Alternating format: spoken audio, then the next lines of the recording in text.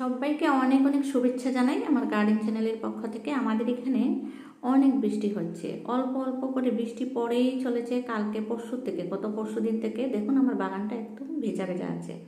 কোনো কাজ করতে পারছি না, বাগান দেখতে এসেছি জাস্ট কিছু ক্ষতি টতি হয়েছে কি না। তারপরে এদিকে দেখলাম করলাগুলা এত ভেবে রেখেছি যে আজকে সকালে এসে পেড়ে নিয়ে যাব, এসে দেখি নিচে একদম অনেকগুলো ভেঙে ভেঙে ফেলে দিয়েছে।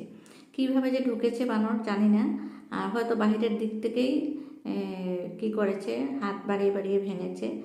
মাত্র কয়েকটা আছে, এই কয়েকটাই নিয়ে যাবার উপায় নাই। কালকে যদি নিয়ে যেতাম ভালোই হতো, আজকে দেরি করে ফেলেছি।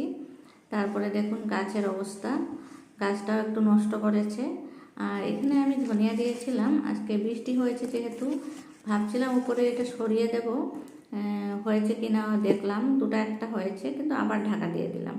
বৃষ্টি আবারও হতে পারে, এই যে দেখুন ভেজায় আছে, বৃষ্টি এখনও পড়ছে, আমি ভিজে যাচ্ছি। কিন্তু আমার গাছের যে নেশা, আমি সবগুলো গাছ প্রত্যেক দিন একবার করে না দেখলে আমার ভালো লাগে না। প্রত্যেকটা গাছকে আমি কাছে থেকে দেখি, একদম কাছে এসে দেখি কোনো ক্ষতি হয়েছে কি না, কোনটার কি গ্রোথ হয়েছে না হয়েছে। এরই মধ্যে এই যে টমেটো গাছটা রশি বেঁধে দিয়েছি, একদম লম্বা করে রশি বেঁধে উপরে নেটের সাথে দিয়েছি।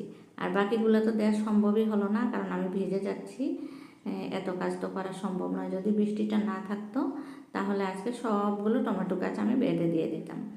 আর এখানে দেখুন ফুল এসেছে শর্ট বিন গাছের, আর বাকিগুলোতে ফুল এসেছে কিনা দেখবো। এই যে কাছে গেলাম, কাছে গিয়ে আপনাদেরও দেখাচ্ছি, এখানে আরও একটা ফুল এসেছে। এই যে এগুলো একটু বড় বড় হয়েছে, এই যে দেখুন কাছে থেকে দেখাচ্ছি, এটারও ফুল এসে গেছে। খুব ভালো লাগছে দেখে, তাই আমি কাছে থেকে সবগুলো গাছ দেখার চেষ্টা করি কোনটায় কী হয়েছে না হয়েছে। আর এদিকে আরও রয়েছে শর্ট বিন।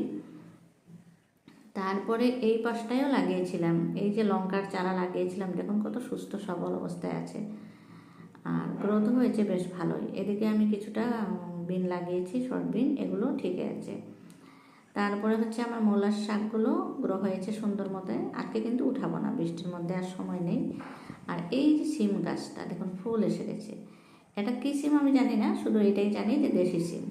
দেশি সিমের বীজ আমি লাগিয়েছি, কী ধরনের হবে সিম হওয়ার পরে সেটা দেখা যাবে। এত সিমের নামও আমি জানি না, সিম এত চিনি না, তাই বীজ লাগিয়েছি, জাস্ট হয়ে গেছে। এই যে দেখুন উপরে চলে গেছে, একদম উপরে। আর ওই যে লাল চারাটা বসিয়েছিলাম দেখুন কত সুন্দরভাবে গ্রো হয়ে রয়েছে, এখানে একটা এখানে একটা, দুটোই বেশ সুস্থ আছে, দেখে খুব ভালো লাগলো। আপনাদের আমার বাগানটা দেখে কেমন লাগলো? যদি ভালো লাগে থাকে একটা লাইক অন্তত